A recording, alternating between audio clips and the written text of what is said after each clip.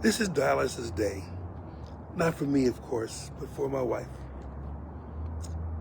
The routine is essentially I get her ready, make sure she's dressed for it. Doesn't mean she has to dress up in clothes, but make sure she has on something clean, even if it's a robe or if it's her pajamas or whatever. Make sure that she has something clean. Put something over her head like a bonnet or something. I usually give her some lidocaine because I didn't until I started I didn't know until she had to convert to a fistula on her arm, which is simply bringing up a targeted vein and artery so that they can draw blood from it. They had to stick a needle into there and get it out. Because it hurts, because it's a big needle, thick needle, I have to give her lidocaine so she can make sure that she's able to take it, because otherwise it's going to hurt her a lot. You doing, sir? Doing fine, thanks, sir. Then I put her in the car. We have a routine. Take her put her on the wheelchair, bring her out to the front. I park right next to the curb so that it's a little bit more height so that I can put her into the SUV comfortably without having to just push her up. And she knows how to do it pretty well now. She straightens out her legs. I do support her, of course. Then she turns and gets to where she needs to go. Then take her to the dialysis center.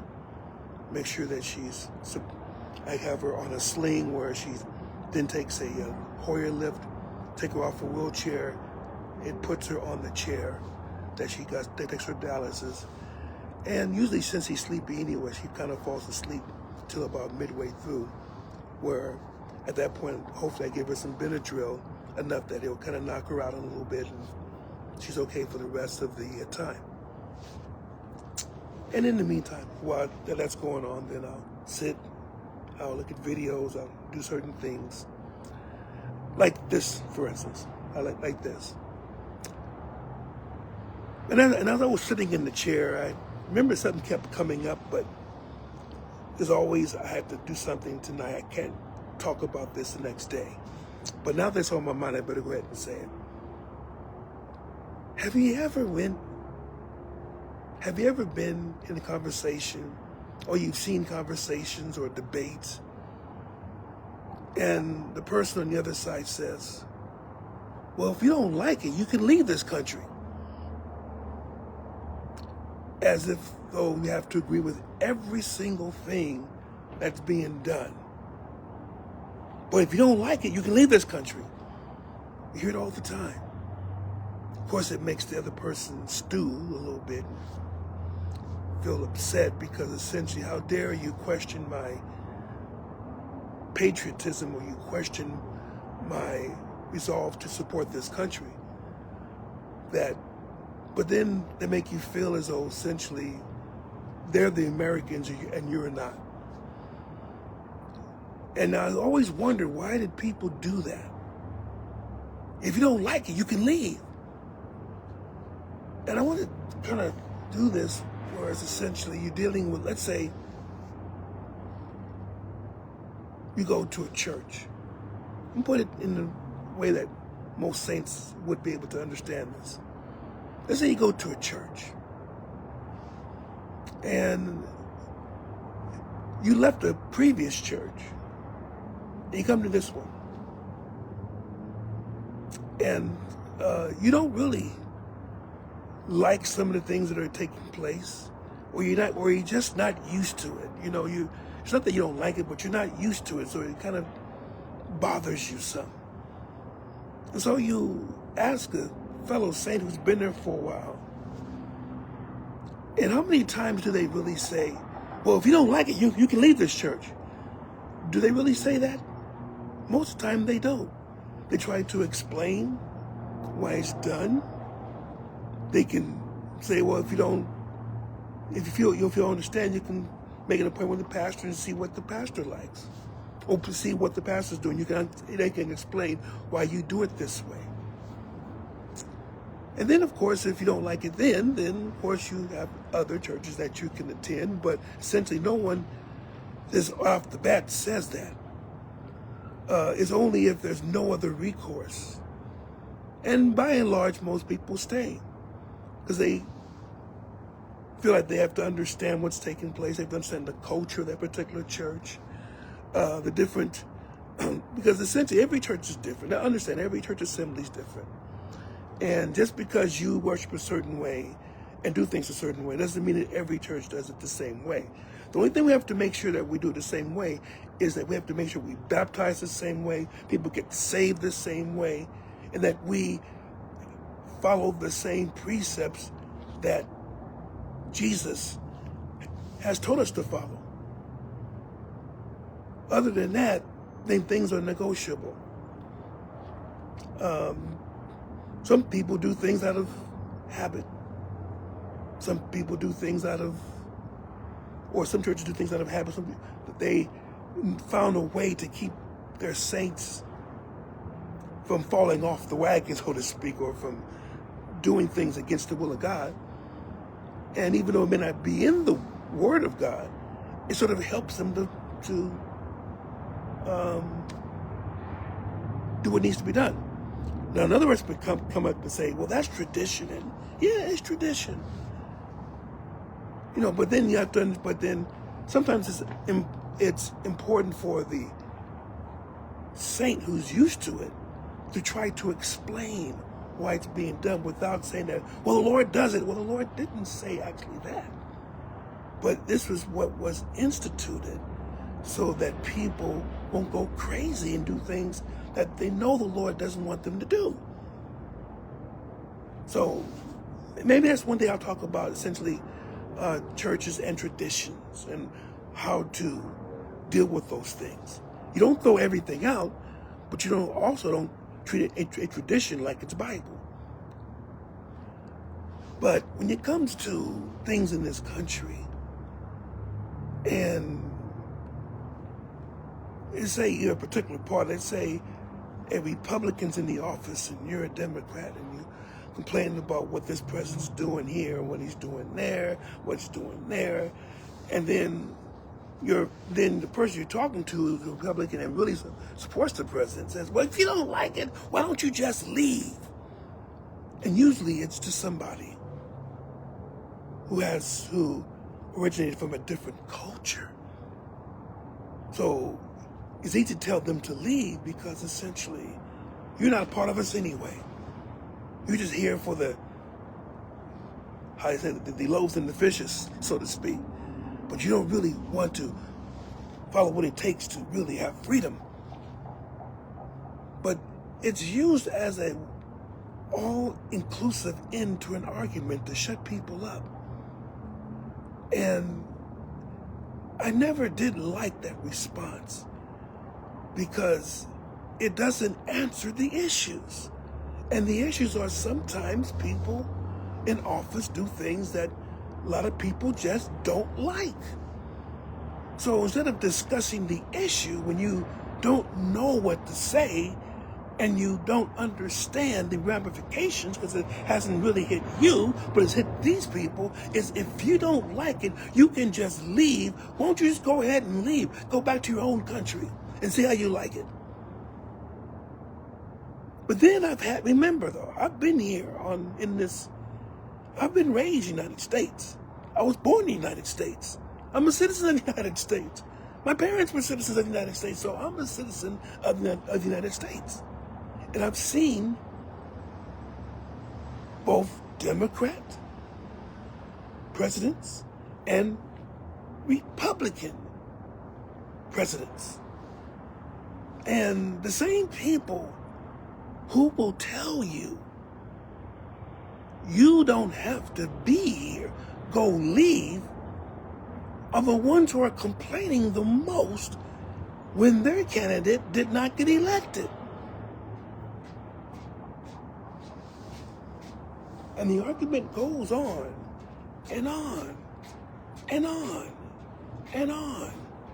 and tell you how bad it is. And then if you ever tell them, if you don't like it, why don't you just leave? Then they are all huffy. What do you mean? I'll wait till the car leaves here so you can hear. It's a beautiful day. In January in Southern California, it's in the 70s. Now, I know that some people may feel bad about me just saying that, but, well, it's where you live. I mean, we have our share of earthquakes and fires, so hey, give us a little break for us to say how wonderful of a day it is in January. Anyway, let's go back.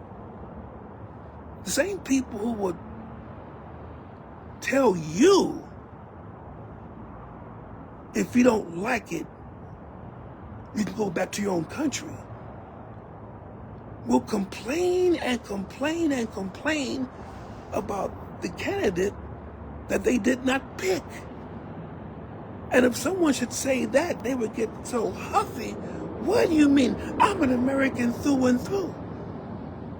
I deserve to be here. I need to be here. I want to be here. But then they don't take that when the tables are turned. And to me, it feels as if what you really want is your candidate and your party and your platforms to be there all the time. In fact, I think what you really want is a dictatorship.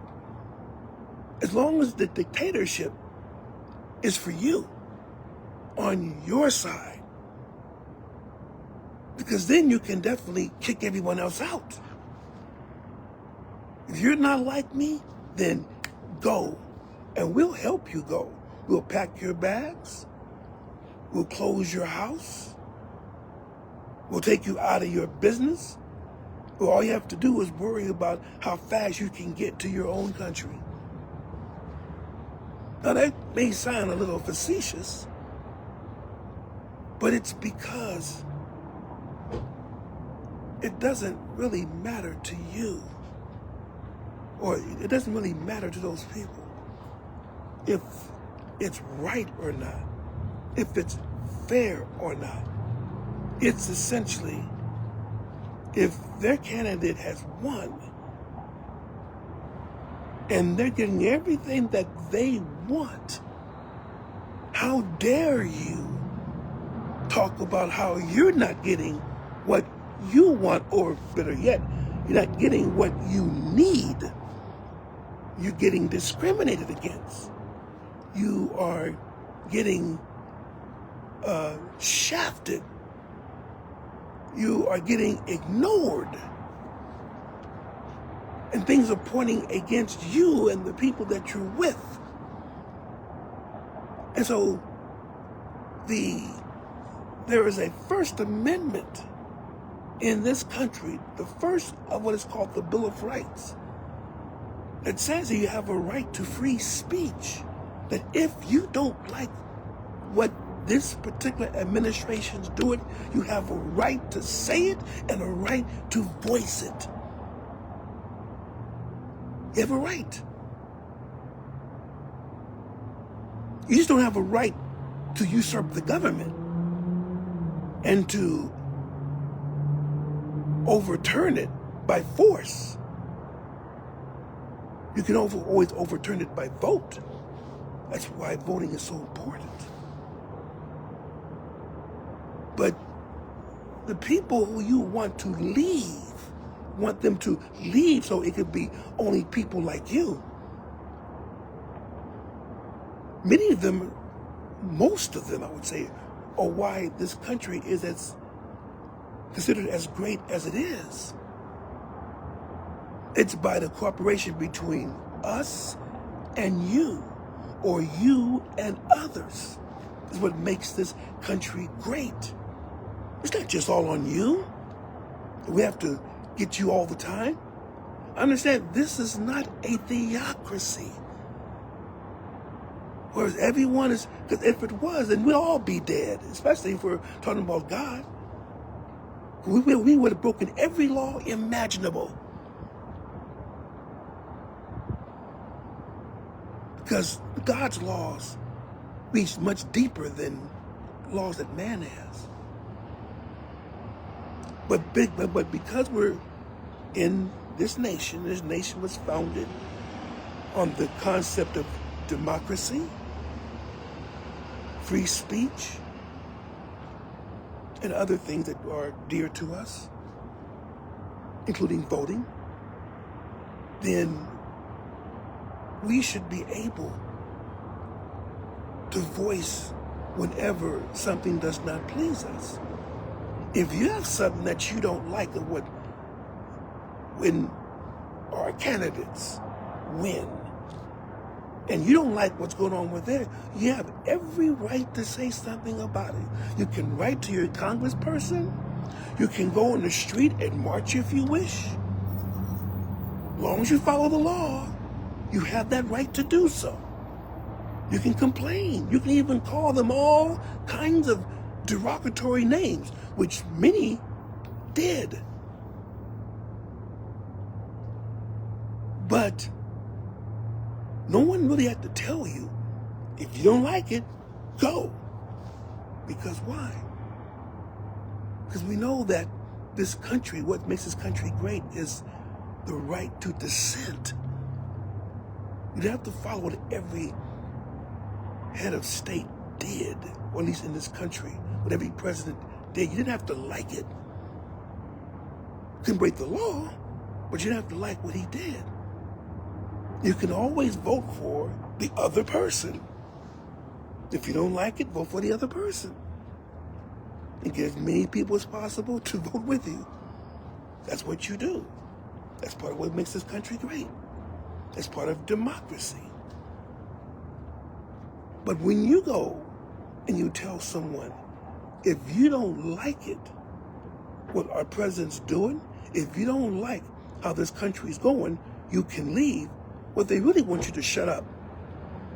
Either shut up and clam up and take what's given to you, or go to that other country and see how you like it. But to me, I really feel if anyone says that, then they really don't deserve the right to free speech. Because what they want to do is shut it up for others. Now, fortunately, I'm a saint. So I don't treat you the way you treat me. I treat you the way I'd like to be treated of you, even if you don't treat me that way. So I won't tell you to leave. I won't tell you to go back to your former country, even if your people have been here for several generations. As it is, the only people who are native here, we almost killed them out completely. Everyone else has been an immigrant at one time. Just something to think about before you reach for those words, getting into a political argument. And as I'm really seeing, these are days in which these particular types of things are splitting the church. They're splitting it. Let's not our speech be so hated, so full of hate and scorn, that we destroy what we have in Jesus. What Jesus say? Go back to where you came from. His thing was all nationalities, all people come to him. There is no respecter of persons with God. You have a right to be saved as anyone else. And isn't that a wonderful thing? God bless you. God keep you. If you have any comments, please make them. If you do like what this is being said, share this with someone else. Well, I want this actually to go to more and more people, not to puff me up, but if this is the right message to say, then send it off to somebody. God bless you. Love you all. This is Elder Adrian Heyman. Take care of yourselves.